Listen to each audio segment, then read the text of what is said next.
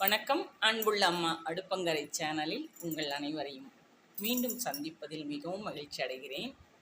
உங்களுடைய சப்ஸ்கிரிப்ஷன், உங்களுடைய லைக்ஸும், உங்களுடைய கமெண்ட்ஸும் எனக்கு மிகவும் ஆதரவாக உள்ளது. மேலும் என்னுடைய இந்த பதிவையும் பார்த்துட்டு உங்களுடைய கமெண்ட்ஸை சொல்லுங்கள். இப்போ தான் என்னுடைய பதிவை நீங்கள் முதல்ல பார்க்குறீங்கன்னா உங்கள் சப்ஸ்கிரிப்ஷனை எனக்கு கொடுங்க. இப்போ நண்பர்களோட பகிர்ந்துக்கங்க. இன்றைக்கி ஒரு புதுமையான ஒரு வித்தியாசமான தகவலை உங்களோட பகிர்ந்துக்க தான் நான் இந்த வீடியோ போடுறேன்.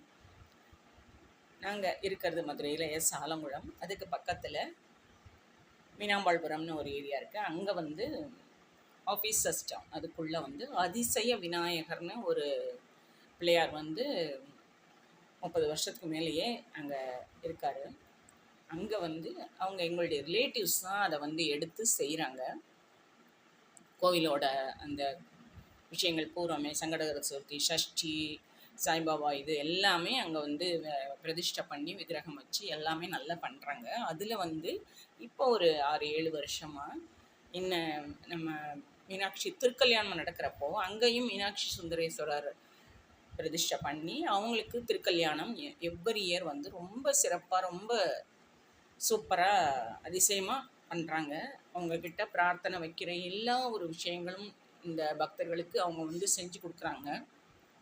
அவங்களுக்கு அந்த செயல் நடக்குது. ஸோ அந்த கோவிலில் நான் முடிந்த அளவுக்கு நான் போய் பிரார்த்தனை பண்ணுவேன். வருடத்திற்கு நானோ என் குழந்தைகள் மூலமாகவோ அவங்களுக்கு ஒரு கான்ட்ரிபியூஷன் என்னால் முடிஞ்சது ஒரு சின்ன பங்கு கொடுப்பேன். ஆனால் அவங்களுடைய ஏற்பாடுகள் எல்லாமே இந்த சாப்பாடு முதற்கொண்டு அன்னதானம் முதற்கொண்டு கரெக்டாக ஏற்பாடு பண்ணி நல்லா பண்ணுவாங்க. சிறப்பாக இருக்கும். வருடத்திற்கு வருடம் அது கூட்டம் ஜாஸ்தியாகிட்டு தான் போகுது. இந்த காலனியில் இருக்கிறவங்க எல்லாருமே அதில் பங்கெடுத்துப்பாங்க. ஸ்ரத்தையாக ஒவ்வொன்றும் அந்த சீர், அம்மனுக்கு செய்கிற சீர், அந்த பருப்பு தேங்காய் கூடு, அது இது எல்லாமே ரொம்ப சிறப்பாக அமையும். அந்த அம்மனுக்கும் சுவாமிக்கும் அலங்காரம் அவ்வளோ ஒரு அருமையாக இருக்கும். நான் எப்போல்லாம் முடியுதோ அதுக்கு போவேன். அதே மாதிரி பூக்கூடாரம் போடுவாங்க, சஷ்டிக்கு செய்வாங்க, சங்கடகர சதுர்த்தி செய்வாங்க. எல்லாத்துக்குமே ரொம்ப ஸ்ரத்தையாக எல்லாமே என்னுடைய தங்கையும் அவருடைய வீட்டுக்காரரும் நல்லபடியாக செய்வாங்க. அவங்க குடும்பமே அதில் இன்வால்வ் ஆகி நல்லா செய்வாங்க. நான் இன்றைக்கி அந்த கோவிலுக்கு போயிட்டு அங்கேருந்து நகரவே முடியலை. அவ்வளோ ஒரு வைப்ரேஷன் அந்த கோவிலில். அலங்காரம் அவ்வளோ சூப்பராக பண்ணியிருந்தாங்க. அதை உங்களோட பகிர்ந்துக்கணும் இந்த ஒரு நல்ல நாளில். இங்கே டிவியில் நான் மீனாட்சி திருக்கல்யாணம் அங்கே கோவிலில் நடக்கிறத நான் பார்த்து முடிச்சுட்டு அதுக்கப்புறம் தான் என்னால் கொஞ்சம் முடியலனால எல்லாம் ரெடி பண்ணிவிட்டு காலை ஆகாரம் முடிச்சுட்டு தான் நான் கோவிலுக்கு போனேன். நான் போன நேரம் முகூர்த்தம் முடிஞ்சிடுச்சு. இருந்தாலும் அங்கே கோவிலில் இருந்து நிதானமாக நல்லா அனுபவித்து சாமி தரிசனம் பண்ணிவிட்டு சுற்று பிராகாரம் பூர்ண நவகிரகங்கள் இருக்குது. ஆஞ்சநேயர் இருக்கார், வீரபத்ர சாமி இருக்கார், சாய்பாபா, ஷீரடி பாபாவுக்கு தனியாக ஒரு கோவில், தட்சிணாமூர்த்தி, எல்லா சாமிக்கும் தனித்தனியாக கோவில் அமைத்து அவங்களுக்கு தனியாக அந்தந்த நாளில் கரெக்டாக நடக்குது. அதிசய விநாயகர் தனியாக இருக்கார், அவருக்கு பக்கத்தில் முருகன் இருக்கார், இன்னும் ஒரு சின்ன பிள்ளையார், துணை பிள்ளையார் பக்கத்துலேயே இருக்கார். ஸோ அதுதான் முதல்லையே உருவான கோவில். அதை சுற்றி இப்போ எல்லா தெய்வங்களையும் இது பண்ணி முதல்ல எல்லாம் அவங்க தனியாக ஷெட்டு இருக்கிற இடத்துல சாப்பாடு ஏற்பாடு பண்ணி இப்போ இதில் வாழை மட்டை இதில் சாப்பாடு கொடுத்துருவாங்க. ஹோமம் தனியாக ஒரு காலி பிளாட்டில் நடக்கும். இப்போ எல்லாமே அந்த கோவிலுக்குள்ளேயே இடம் ஒதுக்கி எல்லாமே அங்கேயே நடக்குது. ரொம்ப சூப்பராக பண்ணுறாங்க. ஸோ நீங்கள் மதுரை ஏரியாவில் இருக்கீங்கன்னா, இந்த பக்கம் இருக்கீங்கன்னா கட்டாயமாக அந்த கோவிலுக்கு விசிட் பண்ணுங்கள்.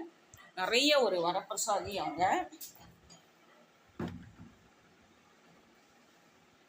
அதிசய விநாயகர் பேரே அதிசயமாக இருக்குது. அவ்வளோ ஒரு நல்ல ஒரு எது வேண்டிட்டாலும் நல்லபடியாக நமக்கு செயல்பட்டு தருவாங்க.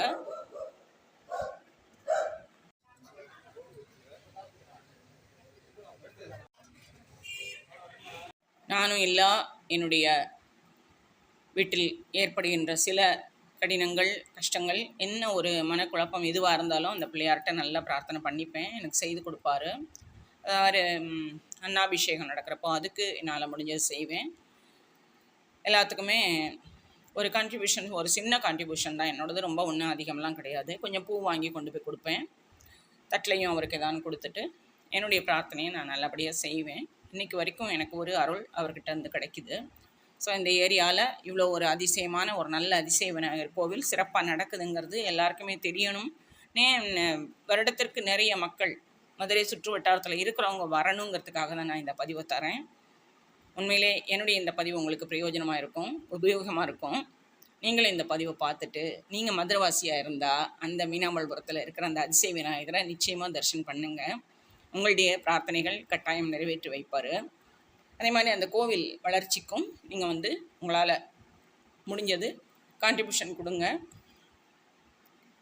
யாரையுமே அவங்க விடுறது கிடையாது. யார் செஞ்சாலும் என்ன ஒரு இதுக்கு அவங்க இன்றைக்கி திருக்கல்யாணத்துக்கு நிறையா பேர் தாலி கொடி அந்த பேக்கெட் விற்கும் இல்லையா, அது வாங்கி கொடுத்துருக்காங்க. ஸோ அது எல்லாருக்கும் டிஸ்ட்ரிபியூட் பண்ணுறதுக்கு அவங்களுக்கு ரொம்ப உதவியாக இருக்குது. ஸோ பிரசாதம் ஒருத்தர், அந்த அபிஷேக சாமான் ஒருத்தர், அந்த மல்லிகை பூக்கள், அந்த அலங்காரம் அது பூரா ஒருத்தர் எடுத்துக்கிறாங்க. ஸோ அவங்கவுங்களுக்கு யாருக்கு என்ன விருப்பமோ அதை அவங்க கையில் ஒப்படைச்சிட்றாங்க. அந்த ஏரியாவில் இருக்கிறவங்க எல்லாருமே பொறுப்பெடுத்து செஞ்சு பிரசாதம், ஸ்வீட்டு, ஒருத்தவங்க பாதாம் அல்வாவே செஞ்சுருந்தாங்க. அடுத்து சீர்முறுக்கு, ஒருத்தவங்க பருப்பு தேங்காய் எல்லாம் செஞ்சு ரொம்ப அருமையாக அந்த திருமண வைபவம் ரொம்ப சிறப்பாக பண்ணி முடித்தாங்க. ஒரு விரதமாகவே இருந்த அந்த குடும்பமே அதில் இன்வால்வ் ஆகி நல்லா பண்ணுறாங்க.